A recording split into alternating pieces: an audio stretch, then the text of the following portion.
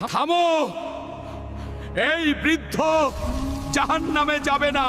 একজন বৃদ্ধ মানুষ ইন্তেকাল করলেন, জানাজা পড়া হলো, কবরস্থ করা হলো, সব মানুষ ফিলে চলে গেল। কবরের ভেতর নেমে এলো গভীর অন্ধকার। এরপর মুনকার ও নাকির এলেন। প্রশ্ন শুরু হলো, তোমার রব কে? তোমার দিন কি? তোমার নবী কে? বৃদ্ধ উত্তর দেওয়ার চেষ্টা করলেন, কিন্তু তার জিহ্বা কেঁপে উঠল। উত্তরগুলো ছিল দুর্বল। আমলনামা খোলা হলো, ব্যর্থতা লেখা হলো। হঠাৎ জাহান্নামের দরজা খুলে গেল। আগুনের শিখা দাউ দাউ করে জ্বলে উঠল। ফেরেশতারা সেই বৃদ্ধকে ধরে নিয়ে যেতে লাগলো। ঠিক তখনই কবরের ভেতর এক নুরানি ব্যক্তি আবির্ভূত হলেন। তিনি বজ্রকণ্ঠে বললেন, এই বৃদ্ধ জাহান্নামে যাবে না। ফেরেশতারা থেমে গেলেন এবং ফিরে চলে গেলেন। ভয়ে কাঁপতে কাঁপতে বৃদ্ধ বললেন, আপনি কে? নুরানি ব্যক্তি মুচকি হেসে বললেন, তুমি আমাকে জিহ্বা দিয়ে নয়, হৃদয় দিয়ে গ্রহণ করেছিলে। আমি সেই যে কবরের অন্ধকারে আলো হয়ে